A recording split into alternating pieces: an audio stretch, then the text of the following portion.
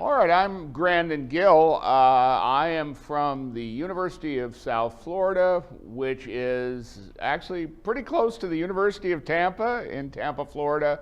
We're about 100 kilometers west of here, since we've got an international audience, or about 60 miles, just a little bit closer to the University of Tampa. And I am the academic director of our Doctor of Business Administration program, which is a program for working executives.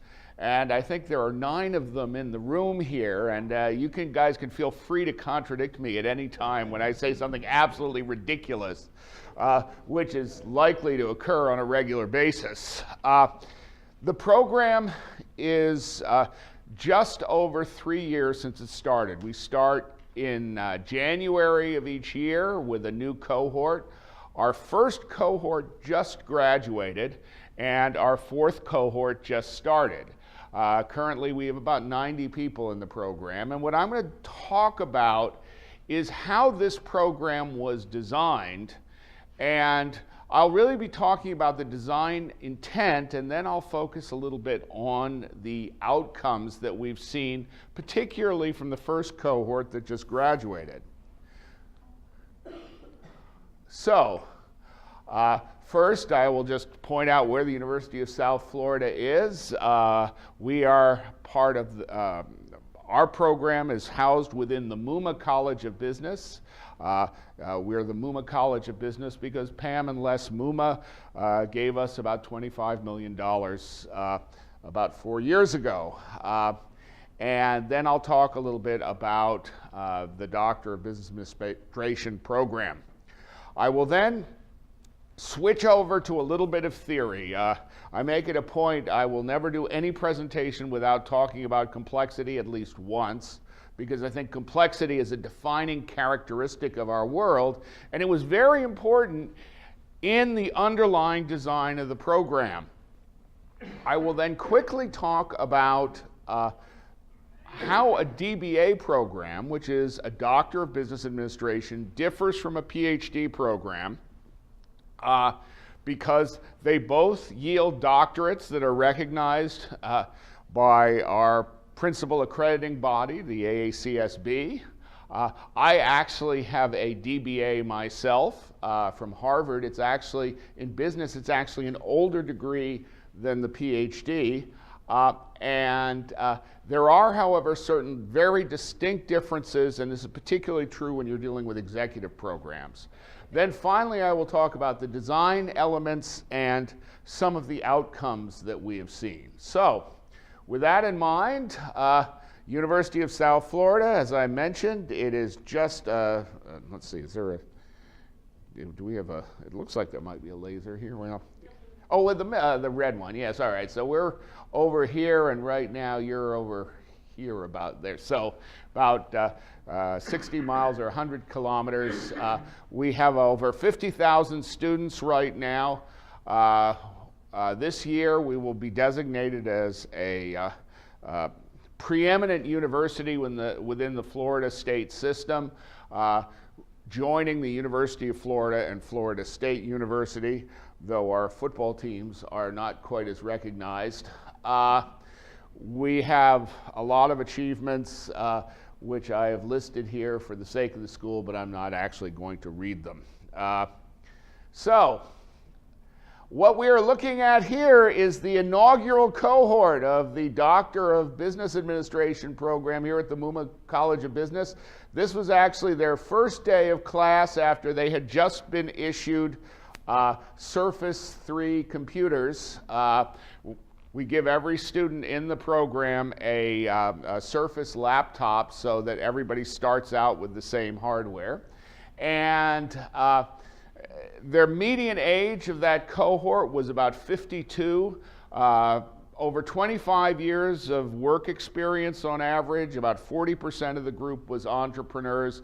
It's a very, very senior group, and virtually everyone in the cohorts is working a full-time job. So the program meets 1 weekend a month face-to-face, and then between sessions, online material. We estimate roughly 70% of our material is online. but the face-to-face meetings are absolutely critical. So we would be classified as a hybrid program. Okay, so now, what was the underlying model used to develop this program? I think one of the interesting things about this program is we actually developed a lot of theory before we introduced the program, and in part that's because for 8 years I was trying to get us to start a program before I found a dean who actually would listen, and so I started writing papers about it and advocating programs of this sort. And really, the fundamental idea here is complexity. So the type of complexity I am talking about specifically deals with the complexity of the goal. And visually, you can think about this. If you've got a problem where there is a clear right answer, as you often do in areas like math and physics, you can think of the process of working up till you understand that right answer as moving up to this one peak, as it were. So if you've got a test and every question has a certain number of points, the peak is 100%. You get the maximum points on every question. Now, in a rugged landscape, there are actually many, many local peaks. And the example I like to use for this is a cookbook. If you look at a cookbook, every single recipe represents the author's notion of a local peak.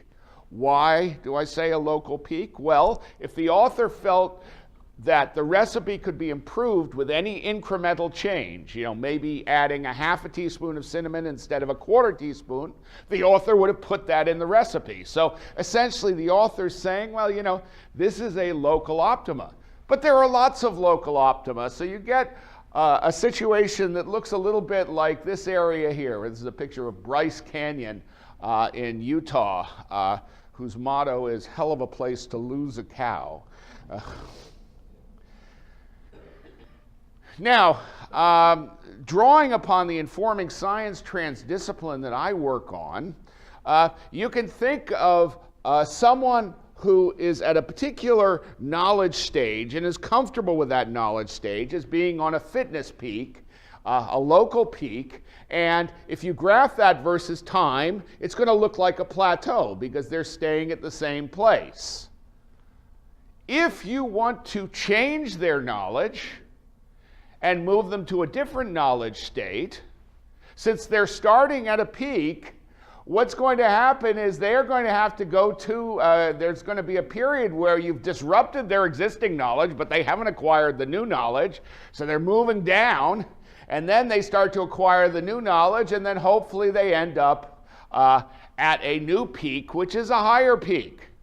Now, the challenge here is very often there's considerable fuzziness in this new peak. They aren't sure it's going to be that valuable to them. A lot of times if you try to teach someone second year algebra, they're going to be asking the question, well, what am I ever going to do with this? I'm going to move down into this valley, but what's it going to do for me? So as an instructor, part of our job is we've got to convince them that the new peak is higher. We've got to resolve some of the uncertainty associated with that new peak so they understand where they're going to go. And we want to chart a path that reduces time in the valley and hopefully makes the valley a little less deep. Basically, if you can do those three things, then hopefully your students will take you the rest of the way. Well, that's in an ideal world, and that might even work if there are only a few peaks and if all your students were the same. The problem is that there are a lot of different possible configurations you might have in a classroom. So if everybody comes in with the same level of knowledge and you want to take them all to exactly the same place, then you've got a pretty straightforward situation. If I actually encountered this situation, I'd probably lecture, because I know where everybody starts, I know what level to do the lecture at, and I know where I want them to end. Now, on the other hand, sometimes you come in with a very diverse group of backgrounds, but you want them to come to the same place. When I taught an introductory programming course, half my students had never programmed before, a quarter of them had had one programming course, and a quarter of them had had more than one programming course. They were coming in with very different backgrounds, but I wanted them to emerge with a common understanding. So in this particular case, I chose a self-paced design because the self-paced design allowed them to move through towards where I was going at their own pace. Sometimes you will come in with a very homogeneous group of students, and you will want to encourage diversity. A lot of times, particularly when I'm doing a case method course, the idea is to get people who start out thinking this is an easy problem and get them to spread out and come up with very different solutions, different type of pedagogy. The one that's a real killer, though, is where you've got a diverse group of people coming in seeking a very, very diverse set of peaks. That is a perfect description of an incoming DBA cohort. We'll have people from 7 or 8 different industries, ranging in age from the late 30s to, in one case, the early 70s. They're going to be seeking very different outcomes. We have a few people who are thinking of transitioning to academia, a few people who want to put the research to work, a few people for whom it's just the glory of being called doctor. There are all sorts of reasons for doing it, and there's just no way one of us can chart out a path for everybody. So we need the participants to take a lot of responsibility in charting out their own path, finding out where they want to go, what problems they want to solve, and how they're going to get there. We need to facilitate them. We need to enable them. Now, one of the diagrams that we created, this is actually, again, out of the informing science, looks at the informing flows associated with an institution. And I put an institution in the middle here, but you could substitute that, any of these in the middle, and just look at the informing flows going in and out. Now, the idea here is that every organization or body has certain key stakeholders. So in the case of a university, 3 of our most important stakeholders are the research community, the community of students, and the community of practice. If I were doing this diagram in South Africa, I might very possibly change practice to the social local community, because that's actually where a lot of their emphasis is going. But for now, we'll look at it, think of this as a US institution. Now, there are certain direct flows. I lecture to a student. I'm basically pumping information out in one direction to the students. If I actually listen to the students, then they're pumping information back at me. But there's also flows where students are talking to each other. When I write a paper, I'm pumping information out into the research community. When I read a paper, I'm taking information from the research community and coming here. If in the rare event that your typical business school actually interacts with practice, they could go out to practice, maybe do a lecture at an organization, or they might listen to practice. Now those are 1, 2, and 3 are the direct flows. But I would argue in a highly complex landscape, the flows that are really interesting are the indirect flows. These are flows where the institution helps enable flows, for example, between the research community and students. That's flow number 6. Or encourages students to interact with each other, creates a venue through which students interact. That's flow number 10.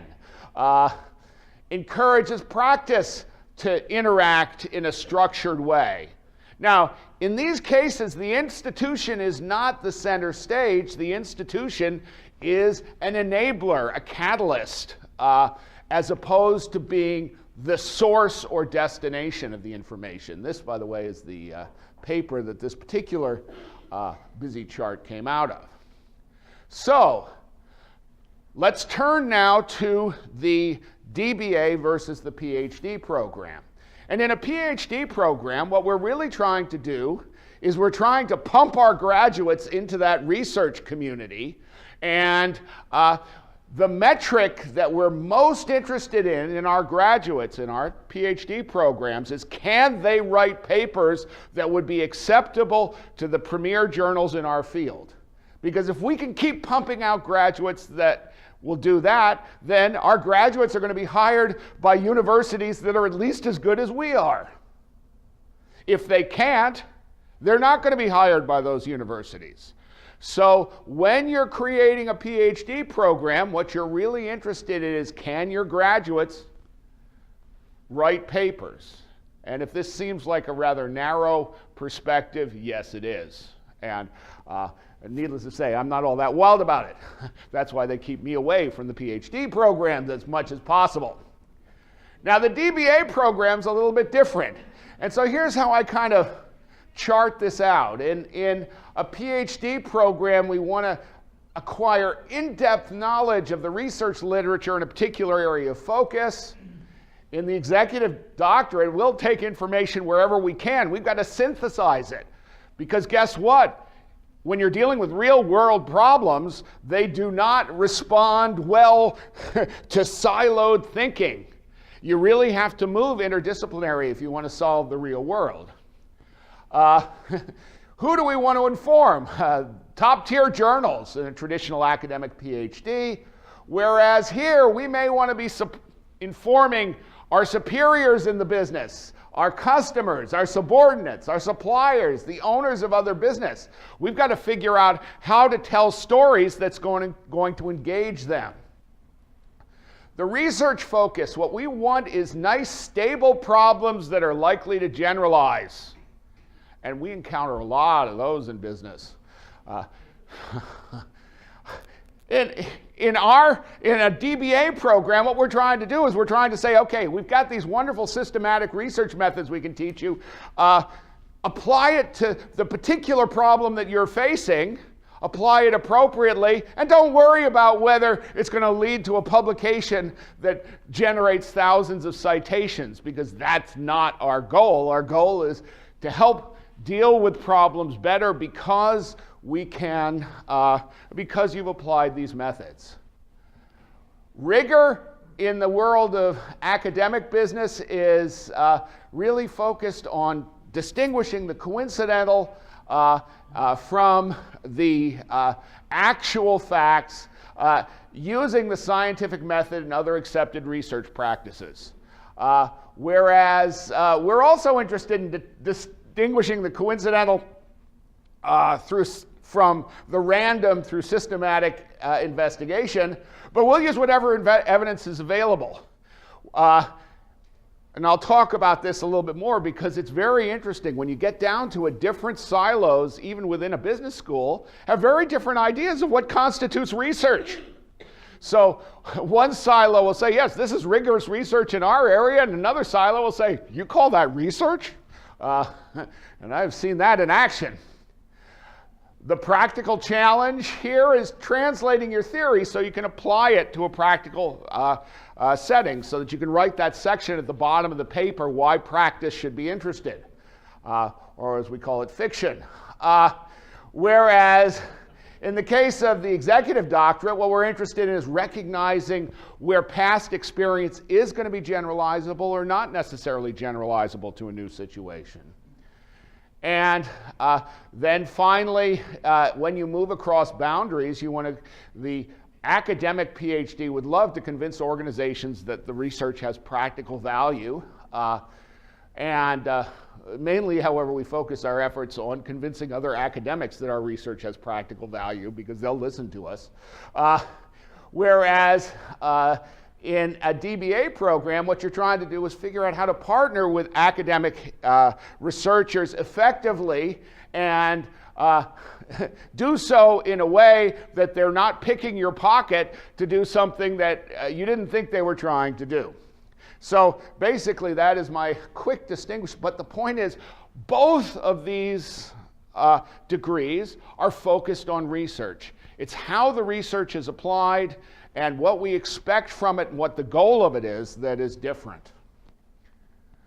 Okay, so how was all this incorporated into our DBA design? Well, the first thing I would say about our DBA design is if you start with this chart, when your students are all practicing senior executives and managers, what you're really doing is you're merging these two circles together, and so you get a fundamentally different chart. Here now what you're doing is you're worried about getting both your students and your practitioners interacting with research because they're one and the same. And that somewhat simplifies the institution's job because now we're enabling a smaller set of flows because we've brought these folks together. We begin with our admissions policy. And this is actually right out of our course catalog, and apparently this PowerPoint display doesn't display the same as mine. But basically, we require everyone to have a master's degree, except under exceptional circumstances where we'll take someone with an undergraduate degree. We've, I think, admitted 2 who just had undergraduate degrees. Who are really stellar students. They have to have at least 12 years of professional work experience, at least 5 of which must be at a senior managerial, senior technical, or executive level.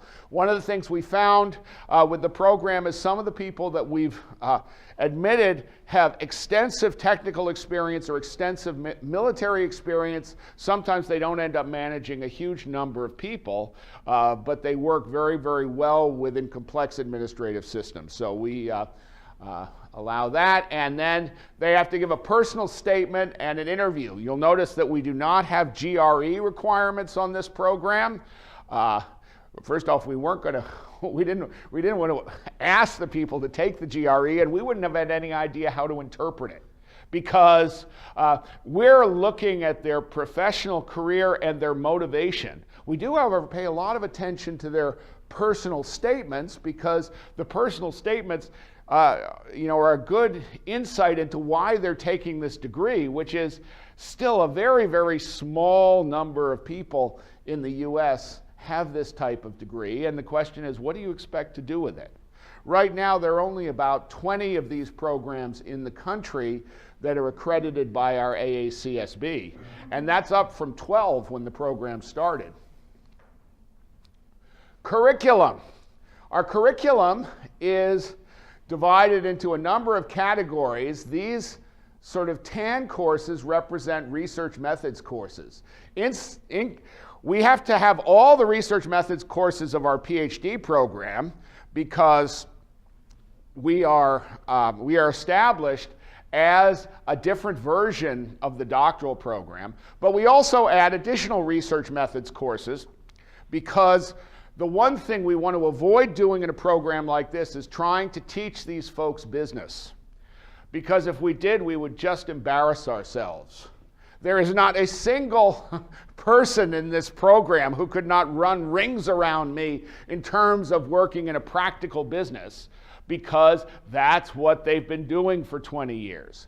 And so the area where we as academics have an advantage is looking at systematic research methods, introducing folks and helping folks understand the strengths and weaknesses of each. We have a number of special topics courses. These special topics courses are courses where a professor has a particular area of expertise within the course, and basically we just let that professor do his or her own thing. We have publication courses, and there's a certain irony here because the goal of this program is not publication, but we do believe that writing for publication is a wonderful way of clarifying your thinking. So basically we have people write for publication. They do not necessarily have to submit, though many of them have, as a way of helping them develop a clearer idea of what their thoughts are. Then we've got some courses that relate to our college's strategy. Then we have our dissertation process, which I'll talk about a little bit more later on in detail. Now, we also don't have electives, but what we do is we allow students to vote on courses that will go in parallel with their dissertation. So we get proposals from faculty for courses, and then we let the students vote on which of those courses they would like to see offered. Those are 2-credit courses. They're designed to have very, very little outside work, because the dissertation courses is where we want the students focusing all their attention in this final year. So that's the basic overview of the curriculum. Let's see, oh yes. If we take a look at the classroom design, what was the design philosophy? Well, one of the design philosophies is none of our courses come out of a particular discipline. In fact, if someone proposes a course to me and it has management, accounting, finance, information systems, or marketing in the title, I immediately reject it, because what we are trying to do is be very interdisciplinary. Now, sometimes they might be able to just change the title around, and I'm easy. My students will tell you my motto is low standards are not the same as no standards at all. But what we don't want to do is get people thinking that they are going to graduate with a particular disciplinary focus. Because as soon as you start to get that focus, then you start wondering, well, now what journals should I be publishing in? And you start worrying about things other than solving problems. We've got several transdisciplinary courses. One of those special topics courses that we're currently teaching is the Informing Science course, which basically looks at this. This is the course that I teach. My goal is to corrupt them sufficiently so that they don't end up drinking the Kool-Aid in the research methods course that follows. We have quite a variety of faculty members with many, many different attitudes teaching in this program. We give participants input into choices. They have the issues courses towards the end. They also have tremendous input with respect to the dissertation process. We have these 3 courses dedicated to publication. Once again, we're trying to get folks to communicate their ideas, and we introduce many, many different research methods. However, we are agnostic as to which of these research methods the students or the participants should employ eventually. We want to introduce them to as many methods as possible. We want to give them a complete tool belt of research methods, but then when it comes to the particular problem they want to solve, what we want to do is help them figure out which methods are going to be the best fit with those problems. Content delivery. Every 3-credit course has 5 4-hour sessions. It's actually 4 4-hour sessions and 2 2-hour sessions, but you got the idea. It adds up to 20 hours. On 3 successive 3 weekends, the program meets monthly for 1 weekend on a Friday and Saturday. We always have 2 classes running in parallel at the same time. The delivery is intended to be highly interactive. We really try to flip the classroom. So if I've got lecture material that I want them to see, then what I will do is I will create a video. I'll move the video online and I'll say, okay, you can watch this between sessions.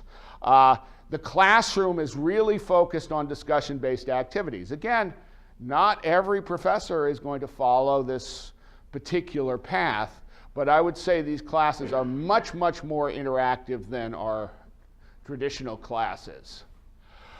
We have very little group work. We differ this way significantly from our Master of Business Administration, where a lot of the activities are done in groups. But during the weekend sessions, we're happy to form groups up to do specific activities. But we don't have to teach these individuals how to work in groups, which is something that we might have to do with our undergraduate or MBA population. Online activities typically involve 5 to 8 hours per week per class between sessions. Since they've got 2 classes going on, what we tell folks is that they should expect to spend 10 to 15 hours a week on this program over the course of the entire 3 years. And that's pretty much what the feedback that we're getting back. You know, there's another program that says 30 hours per week, and they actually deliver on that. I've talked to people. They actually have 30 hours of outside work. But the problem is, by the end of the program, virtually everyone who's enrolled has either been fired, quit their job, moved into, because you can't do a demanding executive job and work 30 hours per week on a program and deal with a family. It just, nothing, you have to be realistic.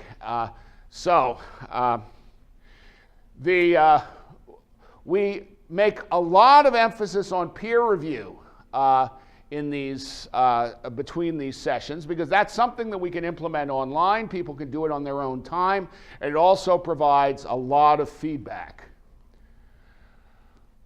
One of the things that we did is we established a couple of journals that were specifically designed for contributions from DBA programs, not just our program, but from DBA programs in general. And one of them, the MUMA Case Review, publishes discussion cases. And right now, most of the cases come from other sources, but we do have a number of cases coming from our program. And these are cases that can be used in the classroom. We also have the MUMA Business Review. Most of the input from that journal has come from our program. We have 12 different templates for sort of bite-sized articles that you can create in the course of a publication course.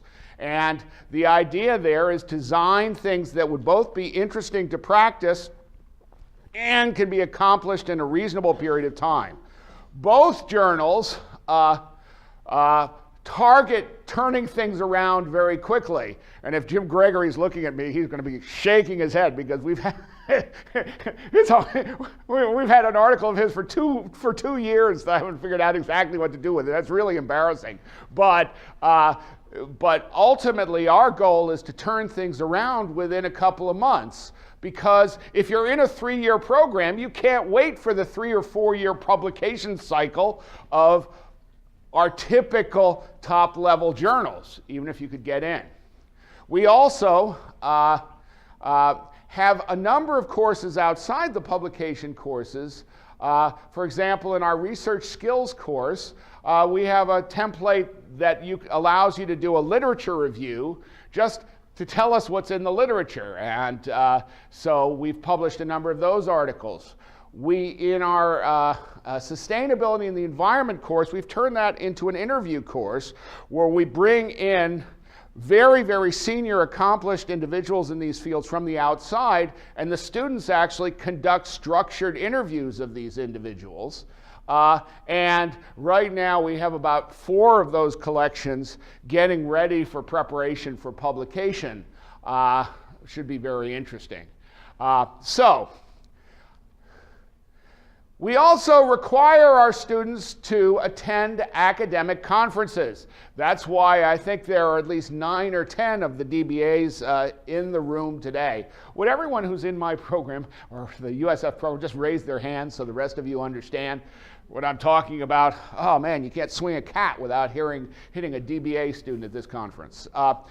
The idea here is we want folks to have the opportunity to observe academics in their natural habitat.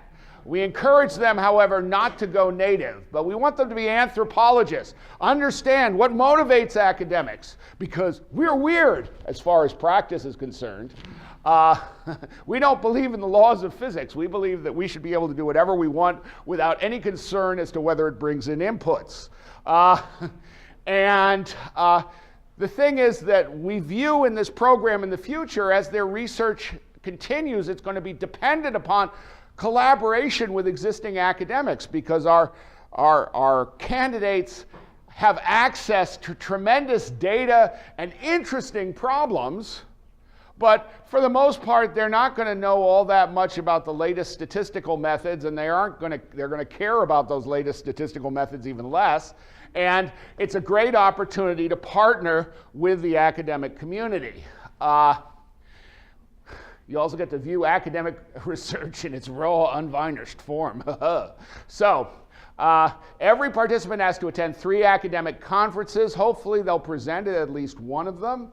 I approve the conferences, and within their tuition, we have a $6,000 expense budget to reimburse them for traveling to conferences. So basically, we're paying them with their own money to go to conferences, but nevertheless, it actually, well, we'll get some reaction from from the participants here at the end of the presentation.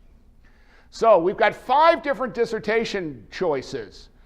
2 of them are traditional in the sense that these are things that our PhDs can do. They can create a traditional dissertation. They can create a collection of papers, usually 3 papers, with some, some theme. But we also have some project dissertation options. A practice-focused, research-informed book. We had a couple of those during our first cohort. We have a project and research-informed white paper. One of the challenges we have is a lot of the folks in our program, maybe 30%, are either ex-military or working closely with the Department of Defense. And so from time to time, the projects they're working on may end up being classified. And so what we need to do is we need to break that out. As long as they can do a white paper describing the research that they did and demonstrate that they applied systematic research methods, then we can accept the fact that other components of it will not be published because they may very well have a lot of impact within the organization by people who are actually authorized to see it. We also have a portfolio of research-informed elements, and this is all determined by the individual's dissertation committee. Dissertation committee formation is one of the biggest differences that we have from other programs. At the end of the 3rd semester, our students create a pre-proposal qualifying exam. This is an exam that they write up where they create a preliminary proposal that they're not committed to, but we evaluate the proposal and is this a reasonable research proposal? We then have them organize themselves into groups of 4 or 5 according to some similarity. And we've had some very interesting groupings. Sometimes they group together because they share a research method. Sometimes they're all trying to create the same type of dissertation, such as a practice-focused book. Sometimes they're all in an industry or area. Then they prepare a 1 or 2 page summary that describes the rationale under which they created this group. Now understand that each dissertation is a completely independent exercise, but the group is going to meet together throughout the whole dissertation process. Now, the faculty get compensation to serve on dissertation committees. And what they do is they fill out a questionnaire, usually in August or September, where they read each group's summary and they rate their affinity to each group on a scale from weak to strong.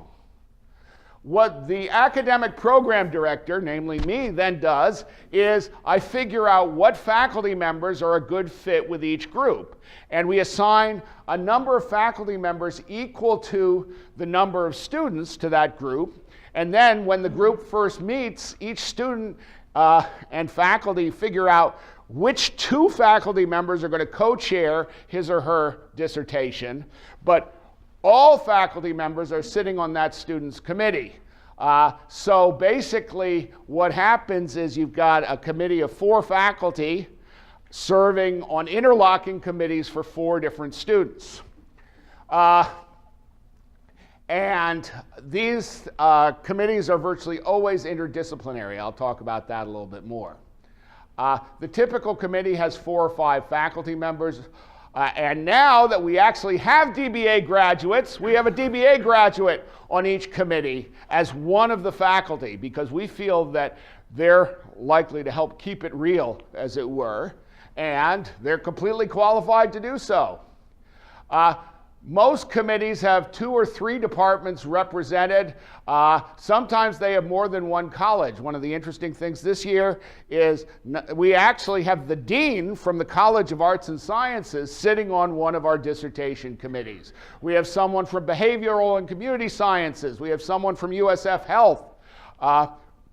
And most committees have multiple individuals on them. Here is the current committee that I'm serving on. I've got faculty from Information Systems, Finances, Accounting, and then the CEO of a local financial planning company who just graduated from the DBA program.